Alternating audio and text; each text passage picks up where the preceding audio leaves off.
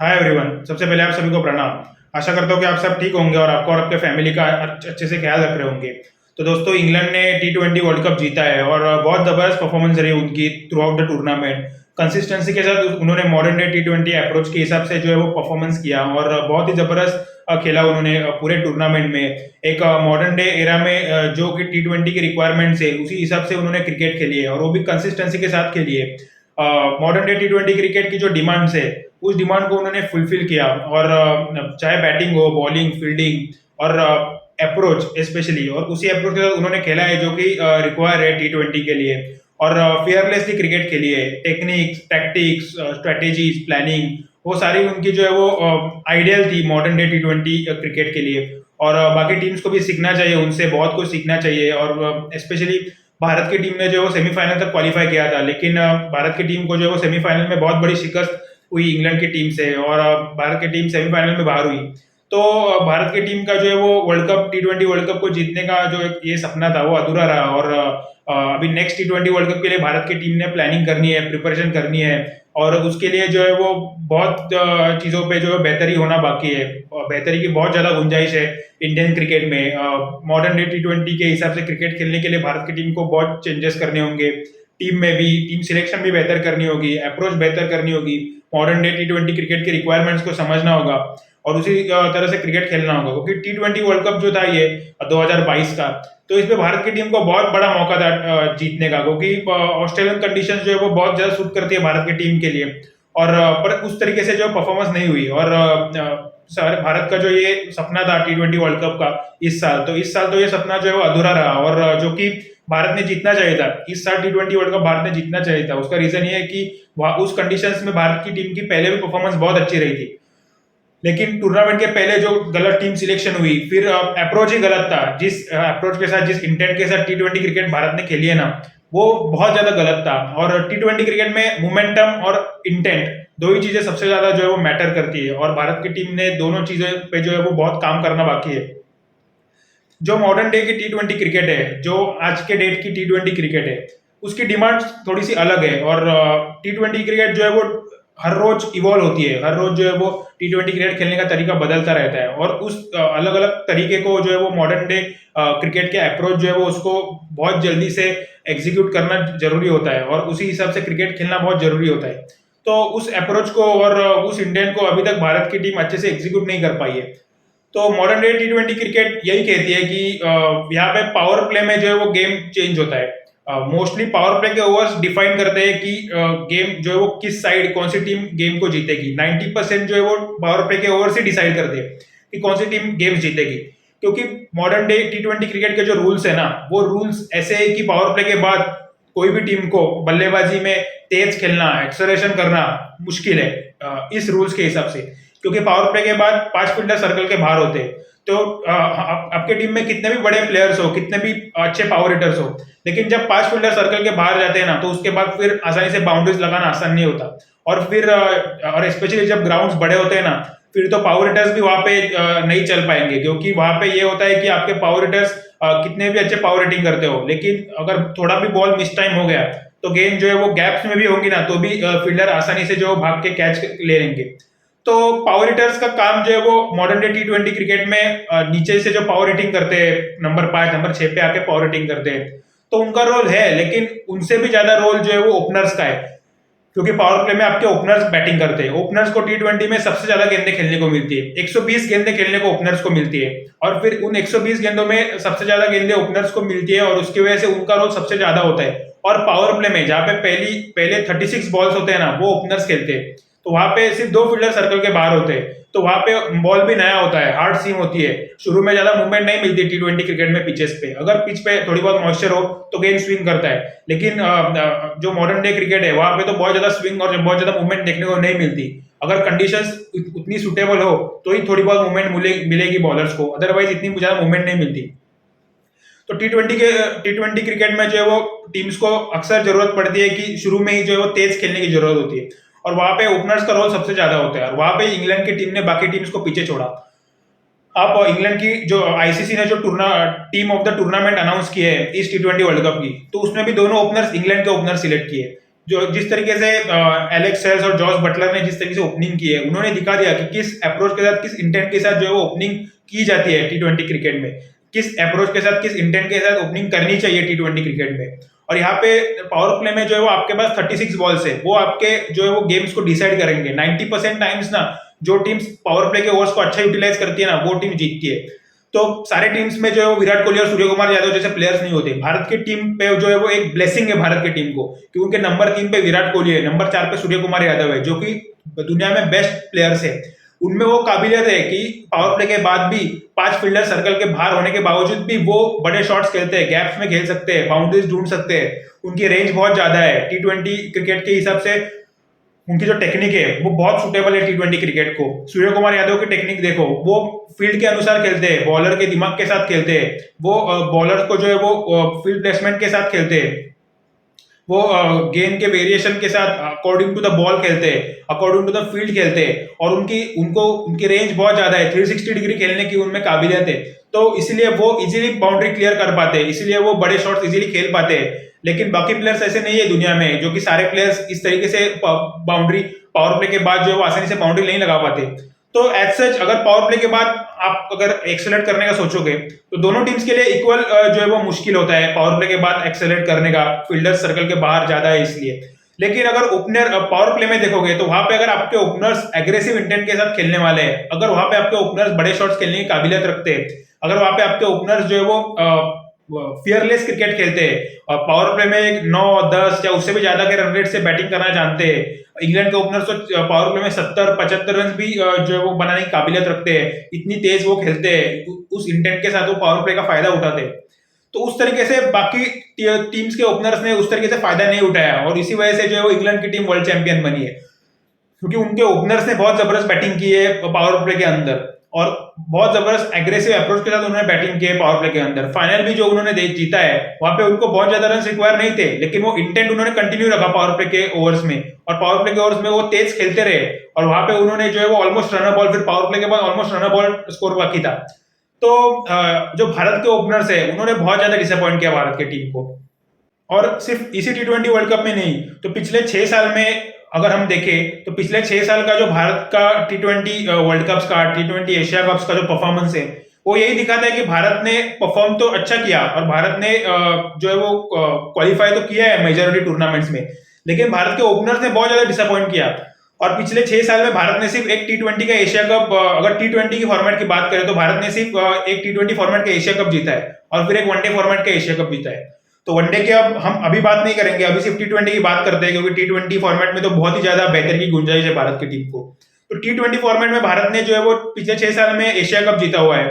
भारत ने 2016 में T20 world cup खेला था, वहां पे भारत की टीम ने सेमीफाइनल में क्वालिफाई किया था, वहां पे भारत के ओपनर्स ने पूरी तरीके से डिसअपॉइंट किया भारत की टीम को। फिर 2021 का जो T20 वर्ल्ड कप था उसमें भी भारत की टीम ने पूरी तरीके से डिसअपॉइंट किया भारत के जो ओपनर्स ने भारत की टीम को।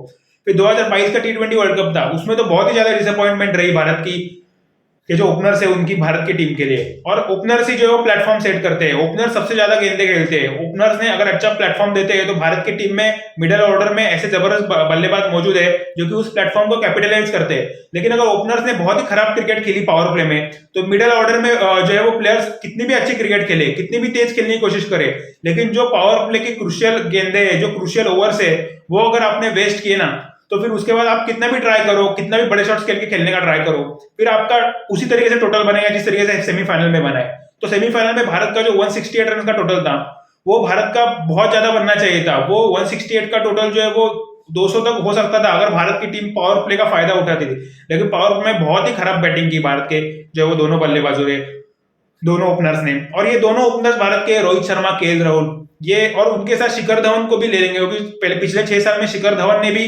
2016 के T20 वर्ल्ड कप में भी खेला है, फिर एक एशिया कप में भी खेला है। तो शिखर धवन ने भी जो है वो बहुत ज्यादा डिसअपॉइंट किया। और तीनों ये जो भारत के ओपनर्स है, ये पिछले 6 साल में जो है वो T20 टूर्नामेंट में भारत के लिए ओपनिंग किया है, और उन्होंने तीनों ने जो बहुत ज्यादा डिसअपॉइंट किया है। तीनों ने वो फियरलेस अप्रोच नहीं दिखाई, तीनों जो है बहुत ज्यादा प्रेशर में दिखे।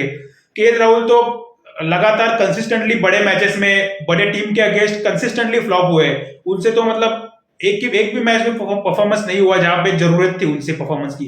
रोहित शर्मा का भी सेम, जिस तरीके से वनडे में रोहित शर्मा ने बड़े मैचेस में रन्स किए, उस तरीके से T20 क्रिकेट में रोहित शर्मा ने बड़े मैचेस में रन नहीं किए। बायलैटरल सीरीज में भी T20 में रोहित शर्मा का रिकॉर्ड इतना अच्छा नहीं है, और बड़े टूर्नामेंट्स में उनसे एक्सपेक्टेशंस थी, लेकिन वहां पे भी वो बहुत ज्यादा फ्लॉप हुए। शिखर धवन का भी वही चीज, लेकिन शिखर धवन उसके बाद फिर उनको ड्रॉप किया T20 के साइड से, और उसके बाद पिछले जो है वो तीनों टूर्नामेंट्स में केएल राहुल और रोहित शर्मा ये टीम के एज अ कैप्टन और वाइस कैप्टन खेले हैं। इस साल तो कैप्टन और वाइस कैप्टन बन के ये दोनों खेले, लेकिन उन्होंने तो पूरी तरीके से डिसअपॉइंट किया टीम को, और बहुत ही ज्यादा मतलब खराब क्रिकेट खेली है उन्होंने पावर प्ले में। और उनका स्टैट्स पे अभी हम बात करेंगे, उनके स्टैट्स देखेंगे, और जिस तरीके से अभी हम बात करेंगे कि स्टैट्स उनके कितने जो है वो बिलो एवरेज है, और उन्होंने कितना ज्यादा डिसअपॉइंट किया है हमारी टीम को। तो जो टीम की परफॉर्मेंस रही है रिसेंट टाइम्स में, और जो हमारी टीम ने क्रिकेट खेली है रिसेंट टाइम्स में, तो उसमें ओपनर्स का जो है वो बहुत ज्यादा रिस्पॉन्सिबिलिटी है उस खराब परफॉर्मेंस की और उस डिसमल परफॉर्मेंस की। जिस तरीके से इस साल तो एशिया कप में भी क्वालिफाई नहीं कर पाई टीम फाइनल में, और सेमीफाइनल ही खेली है T20 वर्ल्ड कप की, और वो भी T20 वर्ल्ड कप का सेमीफाइनल भी भारत की टीम ने जो है वो सिर्फ 2 प्लेयर्स के बलबूते पे खेला है, विराट कोहली और सूर्य कुमार यादव। इन दोनों की वजह से भारत की टीम सेमीफाइनल तक पहुंची है। ये दोनों ही थे ऐसे थे जो कि भारत के बल्लेबाजी का फ्लैग बेरर थे। हार्दिक पांड्या का कुछ हद तक कह सकते हैं, हार्दिक पांड्या ने पाकिस्तान के खिलाफ एक अच्छी इनिंग खेली, और फिर सेमीफाइनल में हार्दिक पांड्या ने इनिंग खेली, लेकिन सेमीफाइनल तो हार गई भारत की टीम। और फिर बॉलर्स ने तो तभी परफॉर्म किया हमारे, जब उनको कंडीशन सुटेबल मिली, जब हमारे बॉलर्स को जो है वो कंडीशंस अच्छी मिली, जहां पे स्विंग मिला, जहां पे सी मूवमेंट मिली, जहां पे मॉइस्चर था पिच पे, जहां पे क्लाउडी कंडीशंस थी, वेदर उस तरीके से था कि फास्ट बॉलर को सूट कर रहा था। पहले जो है वो बारिश हो चुकी थी, पिच जो है वो कवर्स के अंदर थी, तो ऐसे सिचुएशंस में जो है वो भारत के फास्ट बॉलर्स ने परफॉर्म किया। स्पिनर्स ने तो बहुत ज्यादा डिसअपॉइंट किया, दोनों फिंगर स्पिनर्स ने बहुत ज्यादा डिसअपॉइंट किया। उनके तो अलग ही रीजन है डिसअपॉइंट करने का, उस पर डिटेल में बात की है पिछले वीडियो में, अगर आपने वो नहीं देखा तो वो जरूर देखे। लेकिन स्पिनर्स ने बहुत ज्यादा डिसअपॉइंट किया, और जहां पे कंडीशंस सुटेबल नहीं थी फास्ट बॉलर्स को, तो वहां पे फास्ट बॉलर्स तो मतलब बहुत ही खराब बॉलिंग उन्होंने की। सारे फास्ट बॉलर जो है वो टूथलेस थे वहां पे। सिर्फ मोहम्मद शमी ऐसे बॉलर्स थे जिनका जो है वो दिख रहा था कि उनको कंडीशंस मैटर नहीं करती, वो कोई भी कंडीशंस में अच्छी बॉलिंग करते। और इवन सेमीफाइनल में भी खराब कप्तानी की रोहित शर्मा ने। रोहित शर्मा की कप्तानी भी बहुत ही खराब थी, लेकिन आज अगर सिर्फ ओपनर्स पे बात करेंगे तो ओपनर्स तो बहुत ज्यादा डिसअपॉइंट किया ही, लेकिन बॉलर्स ने भी बहुत ज्यादा डिसअपॉइंट किया, और जहां पे कंडीशन सुटेबल नहीं थी वहां पे तो बॉलर्स बुरी तरीके से जो है वो एक्सपोज हुए, एक्सेप्ट मोहम्मद शमी। उन्होंने पूरी कोशिश की, और सेमीफाइनल में भी उनसे जो है वो राइट टाइम पे ओवर्स नहीं करवाए, हमें जो है वो भारत की टीम को देखना पड़ा। तो अभी देखे तो भारत के जो ओपनर्स हैं उनमें दोनों ओपनर्स की अभी परफॉर्मेंस पे बात करेंगे, तो इन दोनों ओपनर्स को अभी चाहिए कि अभी वो T20 क्रिकेट ना ही खेले, यही बेहतर है, क्योंकि उसके बाद अगर वो परफॉर्म भी करेंगे, रोहित शर्मा तो अभी उनको फॉर्मेट्स को प्रायोरिटाइज करना होगा, क्योंकि रोहित शर्मा अभी इस मोड पे उनके करियर के कि वहां से उनको लॉन्गर फॉर्मेट में ही खेलना होगा। वो अभी टेस्ट फॉर्मेट के कैप्टन है, वनडे फॉर्मेट के भी कैप्टन है। अभी नेक्स्ट ईयर वनडे का वर्ल्ड कप आने वाला है, तो उसमें भी रोहित शर्मा का बहुत बड़ा रोल होगा, एज अ कैप्टन भी, एज अ बैट्समैन भी। वर्ल्ड टेस्ट चैंपियनशिप का फाइनल भी भारत की टीम खेलेगी, तो उसमें भी रोहित शर्मा का बहुत बड़ा रोल होगा, एज अ कैप्टन भी, एज अ बैट्समैन भी। फिर T20 वर्ल्ड कप 2024 में है, तो वहां पे फिर Hardik Pandya mostly as a captain उस वर्ल्ड कप में जो है वो रिप्रेजेंट करेंगे टीम को, और मोस्टली हार्दिक पांड्या जो है वो कप्तान होंगे उस T20 वर्ल्ड कप में। तो अभी ओपनर्स का स्लॉट जो है वो इन दोनों ने खाली करना चाहिए, क्योंकि केएल राहुल तो प्रेशर सिचुएशन में एज एन ओपनर उन्होंने इतना प्रेशर डाल दिया रोहित शर्मा पे भी, और इतनी खराब क्रिकेट उन्होंने खेली है। 2-2 ओवर्स आप मिडल खेल रहे हो, 2-2 मैचेस में ओवर्स मिडल खेल रहे हो पहला ही, और फिर क्या ये थोड़ी इंटेंट होती है, इस इंटेंट के साथ आप कैसे T20 क्रिकेट खेल रहे हो? इतनी खराब बल्लेबाजी, वो भी कंसिस्टेंसी के साथ। राहुल की बल्लेबाजी है कंसिस्टेंसी के साथ, एज अ वाइस कैप्टन वो टीम में खेल रहे हैं, उन पर रिस्पॉन्सिबिलिटी इतनी ज्यादा है, लेकिन उन्होंने इतना डिसअपॉइंट किया कि एज अ वाइस कैप्टन नहीं, एज अ प्लेयर भी उनकी जगह नहीं बनती अभी टीम में, T20 के टीम में। लॉन्गर फॉर्मेट तो अच्छा खेलते हैं, टेस्ट में उस तरीके से प्रेशर नहीं लेते, फ्रीली खेलते हैं, वनडे में भी वो मिडिल ऑर्डर में खेलते हैं, वहां पे भी वो अच्छा खेलते हैं, लेकिन नया बॉलर के साथ T20 क्रिकेट में वो बहुत ज्यादा प्रेशर ले लेते हैं उन पे भी, और फिर इतनी डॉट गेंदें खेलते हैं कि फिर रोहित शर्मा पे प्रेशर आ जाता है उसका। तो अभी जो है वो नए प्लेयर्स को मौका देना चाहिए, क्योंकि भारत की टीम में बहुत नए प्लेयर जो है वो वेट कर रहे हैं टीम में खेलने की, उनको जगह मिलनी चाहिए टीम में, और उनको भी खेलना है। पृथ्वी शॉ है, शुभमन गिल है, देवदत्त पड्डीकल है, यशस्वी जायसवाल है, तो ये ऐसे प्लेयर है। और फिर देवदत्त पड्डीकल का तो बोला है, यशस्वी जायसवाल, ये दो प्लेयर है, ये तो लेफ्ट हैंडर्स है, क्योंकि लेफ्ट हैंडर्स का भी बहुत ज्यादा इंपॉर्टेंस होती है T20 क्रिकेट में, उससे भी डिटेल में बात करेंगे, क्योंकि लेफ्ट हैंडर्स का एक अलग इंपॉर्टेंस है T20 क्रिकेट में। और ऑब्वियसली राइट हैंडर्स की बात करेंगे तो पृथ्वी शॉ और शुभमन गिल, ये दोनों भी बहुत टैलेंटेड है। फिर ऋषभ पंत का भी सोच रहे हैं कि ऋषभ पंत को भी ओपनिंग करना चाहिए, तो वो भी एक ऑप्शन है, क्योंकि ऋषभ पंत जैसे प्लेयर्स ऑन द बहुत अच्छा खेलते हैं, तो वहां पे फील्ड रिस्ट्रिक्शंस का वो बहुत जबरदस्त फायदा उठा सकते हैं और ओपनिंग में ही वो बहुत जबरदस्त स्टार्ट दे सकते हैं टीम को। तो ऋषभ पंत भी एक ऐसे बहुत जबरदस्त ऑप्शन है। तो ये सब सारे ऑप्शंस तो बहुत ज्यादा है, भारत की टीम में टैलेंट की कमी नहीं है, बहुत ज्यादा प्लेयर जो वेट कर रहे हैं टीम में जगह पाने के लिए। 50 से ज्यादा प्लेयर्स का पूल बनाया है भारत के जो मैनेजमेंट ने, तो इतने प्लेयर्स अवेलेबल है, लेकिन ये कंसिस्टेंसी के साथ जो प्लेयर्स परफॉर्म नहीं कर रहे हैं, KL Rahul, Rohit Sharma T20 cricket में, तो इन्होंने T20 क्रिकेट में तो अभी इन्होंने नहीं खेलना चाहिए, क्योंकि अभी बहुत कंसिस्टेंटली उनको मौके मिले और उन्होंने डिसअपॉइंट किया है। और जो टूर्नामेंट भारत ने जीतने चाहिए थे, ये इनकी जो है वो खराब परफॉर्मेंस की वजह से सबसे बड़ा रोल ओपनर्स का ही होता है, और वो भी ये दोनों एज अ कैप्टन और एज अ वाइस कैप्टन खेल रहे हैं। तो उनके बावजूद इन्होंने इतना डिसअपॉइंटमेंट करने के बाद तो उनकी जगह ही नहीं बनती T20 के जो है वो टीम में। तो अभी इनके परफॉर्मेंस पे पहले बात करेंगे, दोनों के परफॉर्मेंस पे, क्योंकि और तीनों के परफॉर्मेंस पे बात करेंगे, वो शिखर धवन भी उसमें इंक्लूड है, तो उनके भी परफॉर्मेंस पे बात करते हैं कि किस तरीके से उन्होंने जो है वो डिसअपॉइंट किया है टीम को पिछले जो है वो 6 साल में। तो पहले जो T20 वर्ल्ड कप की बात करते हैं, पहले रोहित शर्मा की बात करेंगे। अगर रोहित शर्मा देखे तो उन्होंने 2016 का T20 वर्ल्ड कप खेला था एज एन ओपनर। उसमें उन्होंने 5 इनिंग्स में सिर्फ 88 रन बनाए थे 82 बॉल्स पे, सिर्फ 17.6 का एवरेज था, सिर्फ 107 का स्ट्राइक रेट था, और ये इनका T20 का रिकॉर्ड है। और उस T20 वर्ल्ड कप में उन्होंने 46.3 डॉट बॉल्स खेले थे, जो कि बहुत ज्यादा है, T20 क्रिकेट में बहुत ज्यादा डॉट बॉल्स है ये। फिर 2021 का T20 वर्ल्ड कप देखते हैं, जो कि रोहित शर्मा ने खेला था, एज अ वाइस कैप्टन खेला था, एज एन ओपनर खेला था। उसमें 4 इनिंग्स के लिए सिर्फ 160 रन बनाए और 101 गेंदों पे, और उस पे देखे तो उनका जो रिकॉर्ड है वो भी बहुत बहुत ही ज्यादा जो है वो एवरेज रिकॉर्ड है उनका। और उसमें देखे तो जो 2 बड़े मैचेस थे उसमें रोहित शर्मा नहीं चले। पिछला जो T20 वर्ल्ड कप था उसमें भारत को 2 में से कम एक मैच जीतना था क्वालिफाई करने के लिए। पहला मैच पाकिस्तान के खिलाफ था, उसमें रोहित शर्मा पहली बॉल पे आउट हो गए। फिर न्यूजीलैंड के खिलाफ था, उसमें भी रोहित शर्मा पहली बॉल पे आउट होने वाले थे, लेकिन कैच छोड़ दिया फील्डर ने। फिर कुछ गेंदें खेलने के बाद रोहित शर्मा उस मैच में भी आउट हुए। तो दोनों बड़े मैच जहां पे एक मैच में कम से कम चलना चाहिए था, तो दोनों बड़े मैचेस में नहीं चले रोहित शर्मा। और फिर जैसे ही टीम ऑलमोस्ट वर्ल्ड कप से बाहर हुई थी उस वर्ल्ड कप से, तो वैसे ही फिर नेक्स्ट 3 मैचेस जो है वो कंपैरेटिवली लोअर रैंक टीम के साथ थे, तो उसमें रोहित शर्मा और केएल राहुल ने जो है वो रन बनाए। तो जो मैचेस की ज्यादा इंपॉर्टेंस नहीं थी उसमें ये दोनों जो है वो भरपूर रन बनाते, और जो मैच जरूरी है टीम को जीतना चाहिए T20 वर्ल्ड कप के लिहाज से या टूर्नामेंट के लिहाज से, उसमें ये दोनों रन नहीं बनाते। तो एक कंसिस्टेंसी के साथ ये चीज चलती आ रही है, उसमें भी रोहित शर्मा ने डिसअपॉइंट किया। फिर 2022 का T20 वर्ल्ड कप, वहां पे तो Rohit Sharma as a captain खेले, बहुत ज्यादा रिस्पॉन्सिबिलिटी उनमें थी, बहुत बड़ी बड़ी बातें की थी उन्होंने भी और टीम मैनेजमेंट में भी, कि अप्रोच चेंज करना है, और उसी अप्रोच के साथ ऑलमोस्ट जो है वो 9 महीने से जो है वो टीम खेलती आ रही थी। लेकिन जैसे T20 वर्ल्ड कप स्टार्ट हुआ, दोनों ओपनर्स ने इतना प्रेशर ले लिया कि वो अप्रोच जो है वो भूल ही गए कि किस अप्रोच के साथ खेलते आ रहे थे। और फिर जिस तरीके से डिफेंसिव क्रिकेट खेली है, जितने डॉट गेंदे दोनों ओपनर्स ने खेली है, वो सेकेंड लास्ट है भारत के ओपनर्स इस T20 वर्ल्ड कप में, डेटा के अनुसार सेकेंड लास्ट है। तो आप देखो कि भारत के ओपनर जिन्होंने इतने लेजेंडरी ओपनर्स जो प्रोड्यूस किए भारत इंडियन क्रिकेट ने, तो उस T20 वर्ल्ड कप में, हमेशा T20 वर्ल्ड कप या कोई भी वर्ल्ड कप हो, यहाँ पे भारत के ओपनर्स टॉप करते हैं चार्ट पे। भारत के ओपनर्स के रन सबसे ज्यादा होते हैं, भारत के ओपनर्स के कॉन्ट्रीब्यूशन सबसे ज्यादा होता है, लेकिन वहां पे इस T20 वर्ल्ड कप में वो सेकेंड लास्ट है। तो बहुत ज्यादा एम्बेरसमेंट है ये क्रिकेट के लिए और भारत क्रिकेट के लिए। तो दोनों ने रिस्पॉन्सिबिलिटी लेनी चाहिए, और दोनों बहुत ज्यादा जिम्मेदार है ये इसके लिए। तो डॉट बॉल्स देखिए 49.5% डॉट बॉल्स, क्या आप इमेजिन कर सकते हो 49.5% डॉट बॉल्स के लिए T20 में एज एन ओपनर। बहुत ही पथेटिक टूर्नामेंट था ये रोहित शर्मा का। एक ही 50 था नीदरलैंड के खिलाफ, उसमें भी कैच छोड़ा था वो प्लेयर ने। तो एवरेज सिर्फ 19.3 की, सिर्फ 106 का स्ट्राइक रेट, मतलब एज एन ओपनर आप खेल रहे हो। तो ये रोहित शर्मा की परफॉर्मेंस थी as an opener T20 cricket में, बड़े टूर्नामेंट्स में, वर्ल्ड कप्स में। बहुत ज्यादा डिसअपॉइंट किया रोहित शर्मा ने। फिर देखते हैं कि केएल राहुल की परफॉर्मेंस देखते हैं उसमें।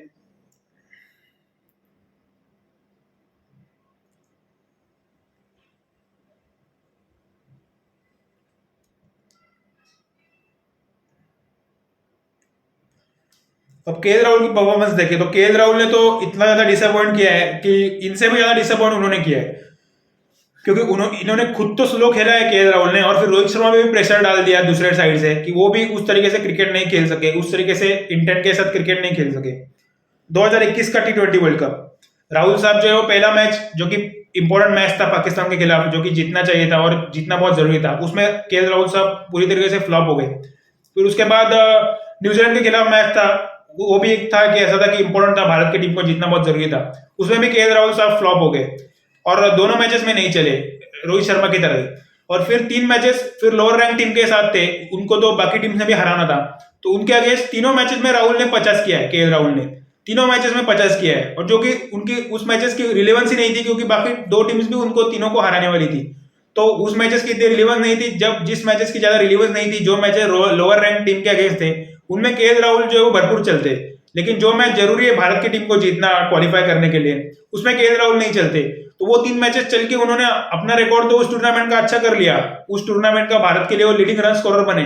लेकिन 3 ऐसे टूर्नामेंट में चले जहां पे कोई भी चलता था। उस मैच में मेन जो पाकिस्तान और न्यूजीलैंड के खिलाफ जो मैचेस थे उनमें चलना था, अगर उनमें एक मैच में भी चलते और मैच जीताते तो भारत की टीम सेमीफाइनल होती और हो सकता था टूर्नामेंट में जीतती भारत की टीम। लेकिन दोनों ओपनर्स ने दोनों बड़े मैचेस में डिसअपॉइंट किया। फिर इस T20 वर्ल्ड कप की बात करें तो केएल राहुल इस T20 वर्ल्ड कप में भी पूरी तरीके से फ्लॉप। पिछले T20 वर्ल्ड कप में तो फ्लॉप हुए ही, लेकिन इस T20 वर्ल्ड कप में भी उन्होंने 48.1% डॉट गेंदें खेली। फिर 6 इनिंग्स खेले इस T20 वर्ल्ड कप में, सिर्फ 128 रन, सिर्फ 120.8 का स्ट्राइक रेट, 106 बॉल्स खेले, 6 के 6 बार आउट हुए, कभी भी वो नॉट आउट नहीं रहे एक भी इनिंग में। और फिर देखे तो स्ट्राइक रेट भी 120.8 का सिर्फ, फिर एवरेज देखे तो 21.3 की सिर्फ, और वो भी 250 की है, वो भी लोअर रैंक टीम के साथ। तो इसकी वजह से वो रिकॉर्ड्स आपको थोड़े से ठीक दिख रहे हैं रोहित शर्मा के कंपैरिजन में। लेकिन इन्होंने भी बड़े मैचेस में पूरी तरह से फ्लॉप हो गए, पाकिस्तान के खिलाफ फिर से फ्लॉप हो गए, जो कि हमेशा वो पाकिस्तान के खिलाफ तो उन्होंने जिस तरीके से वो खेलते ही नहीं है, हमेशा फ्लॉप हो जाते हैं। नसीम शाह ने एशिया कप में भी उनको उसी लाइन एंड लेंथ पे कॉरिडोर ऑफ अनसर्टेनिटी पे आउट किया था, चॉप डाउन किया था, स्टंप पे बोल्ड किया था। और वर्ल्ड कप में भी उन्होंने उसी तरीके से आउट किया नसीम शाह ने केएल राहुल को। और विराट कोहली की वजह से भारत ने वो मैच जीता पाकिस्तान के खिलाफ, नहीं तो विराट कोहली की वजह से ही जीता है, अदरवाइज इन दोनों ने तो बहुत ज्यादा डिसअपॉइंट किया ओपनर्स ने फिर से। फिर केएल राहुल की फिर से सेमीफाइनल में फिर से फ्लॉप हो गए वो। उस बॉल पे वो बॉल तो ऐसी थी कि जहां पे मतलब मिस्टेक केएल राहुल की ज्यादा थी बॉलर्स से तो, और एडिलेड के पिच पे वहां पे जहां पे बहुत ज्यादा बाउंस नहीं है, उस पिच पे वो नए बॉल के साथ बाहर वाली गेंद थी, उस पिच पे वो बाउंस पे बीट हो गए। तो एज अ वाइस कैप्टन भी पूरी तरह से फ्लॉप हो गए, एज अ बल्लेबाज भी पूरी तरह से फ्लॉप हो गए, कुछ भी रिस्पॉन्सिबिलिटी उन्होंने नहीं ली।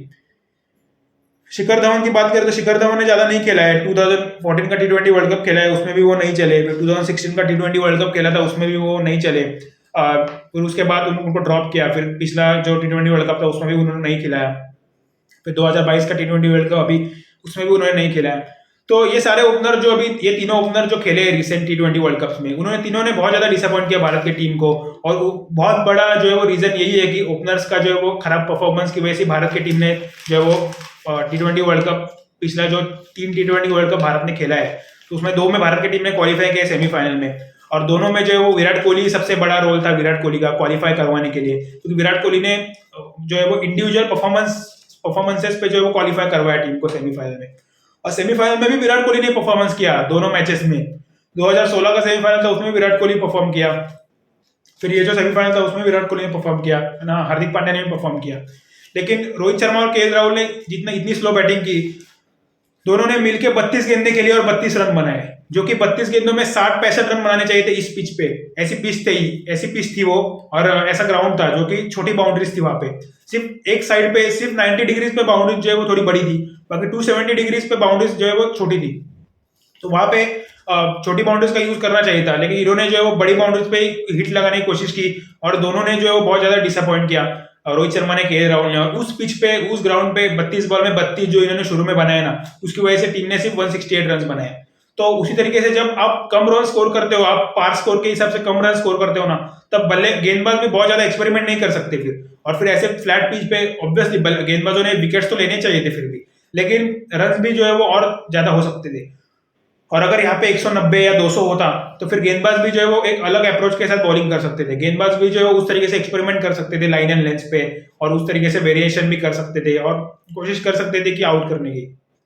तो ओपनर्स तो ऐसे तो बहुत ज्यादा रीजन है बल्लेबाजी में भी और गेंदबाजी में भी, लेकिन सबसे बड़ा रीजन जो है वो ओपनर्स का जो है वो खराब परफॉर्मेंस ही है, जिसकी वजह से भारत ने इस T20 वर्ल्ड कप, जो कि भारत को जीतना चाहिए था, जो भारत की टीम नहीं जीत सकी। तो भारत की टीम को अभी चाहिए, जिस तरीके से आपको बताया, कि ऐसे ओपनर जो कि फेयरलेसली क्रिकेट खेले, जो कि तेज क्रिकेट खेले, पावर प्ले का फायदा उठाए, पहले 6 ओवर्स का फायदा उठाए, क्योंकि T20 क्रिकेट जो है वो मॉडर्न डे क्रिकेट जो है वो ये यही कहती है कि आप पहले पावर प्ले का फायदा उठाओ, क्योंकि 120 गेंदों में आपके पास जो है वो 10 विकेट्स है, तो आप फियरलेसली क्रिकेट खेलो, पावर प्ले का फायदा उठाओ, क्योंकि उसके बाद 5 फील्डर सर्कल के बाहर होंगे और फिर इतना आसान नहीं होगा। विराट कोहली और सूर्य कुमार जैसे यादव जैसे बल्लेबाज है, फिर भी पहले जो 6 ओवर्स का यूटिलाइजेशन है वो तो होना ही चाहिए। तो ओपनर्स पे बहुत जिम्मेदारी थी और उन्होंने डिसअपॉइंट किया। तो अभी देखते हैं कि नए ओपनर्स कौन से भारत की टीम में खेलेंगे, कौन से सेटल होंगे, किस तरीके से बल्लेबाजी करेंगे, तो उस पर आने वाले वक्त में जरूर बात करेंगे। तो अगर आपको वीडियो पसंद आ रही हो तो प्लीज़ आप चैनल को सब्सक्राइब जरूर कीजिए, प्लीज़ वीडियो को लाइक भी जरूर कीजिए और बहुत सारा ख्याल रखिए। तो नेक्स्ट वीडियो में मिलते हैं। जय हिंद, जय भारत।